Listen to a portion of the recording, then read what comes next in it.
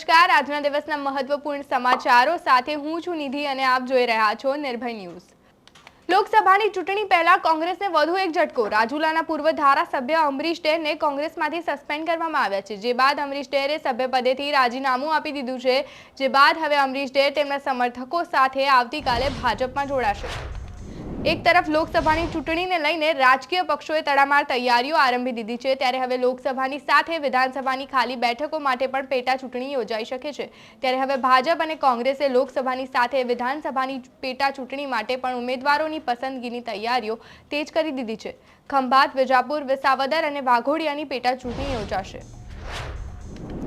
અમરીશ ડેરના રાજીનામા બાદ હવે કોંગ્રેસને આજે બીજો ઝટકો। પોરબંદરના ધારાસભ્ય અને કોંગ્રેસના પૂર્વ પ્રદેશ પ્રમુખ અર્જુન મોઢવાડિયાએ ધારાસભ્ય પદ પરથી વિધાનસભાના અધ્યક્ષ શંકર ચૌધરીને રાજીનામું આપી દીધું છે, ત્યારે હવે તેમની ભાજપમાં જોડાવાની ચર્ચાએ જોર પકડ્યું છે। રાહુલ ગાંધીની ભારત જોડો ન્યાય યાત્રા 7 માર્ચથી ગુજરાતમાં શરૂ થવાની છે, જેને લઈને આજે પ્રેસ કોન્ફરન્સ યોજવામાં આવી હતી। યાત્રાની બધી જ માહિતી શક્તિસિંહ ગોહિલે આ પ્રેસ કોન્ફરન્સમાં આપી હતી। ન્યાય યાત્રા સવારે 11 વાગે પીપલોદ પહોંચશે, જ્યાં યાત્રાનું સ્વાગત થશે।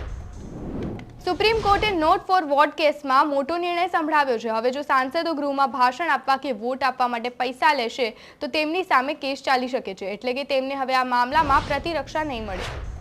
વડોદરા શહેરમાં સ્ટેટ મોનિટરિંગ સેલે મોટી માત્રામાં દારૂનો જથ્થો પકડ્યો છે। વડોદરાના ડભોઈ પોલીસ હદ વિસ્તારમાં કાર્યવાહી કરી 3.87 લાખના મુદ્દામાલ સાથે 2 શખ્સની ધરપકડ કરી છે, જ્યારે 7 લોકોને વોન્ટેડ જાહેર કરી વધુ કાર્યવાહી હાથ ધરવામાં આવી છે।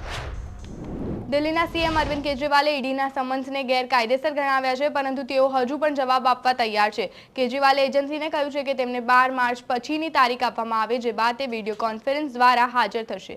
મહત્વનું છે કે ઈડીએ કેજરીવાલને 8મું સમન્સ મોકલ્યું છે। દિલ્હીના નાણામંત્રી આતિશી માર્લેનાએ સોમવારે વર્ષ 2024-25 માટે 76,000 કરોડનું બજેટ રજૂ કર્યું હતું। આ બજેટમાં 18 વર્ષથી વધુ ઉંમરની મહિલાઓને દર મહિને 1,000 રૂપિયા આપવાની જાહેરાત કરી છે। આ માટે સરકાર મહિલા સન્માન યોજના લઈને આવી છે। 2024ની લોકસભા ચૂંટણી માટે ભાજપની બીજી યાદી 6 માર્ચે આવી શકે છે। બીજેપી સંસદીય બોર્ડના સભ્ય અને કર્ણાટકના પૂર્વ મુખ્યમંત્રી બીએસ યેદિયુરપ્પાએ સોમવારે આનો સંકેત આપ્યો છે। ગુજરાતમાં હવામાન વિભાગની આગાહી બાદ તાજેતરમાં કમોસમી વરસાદ ખાબકતા ખેડૂતોની ચિંતામાં વધારો થયો છે।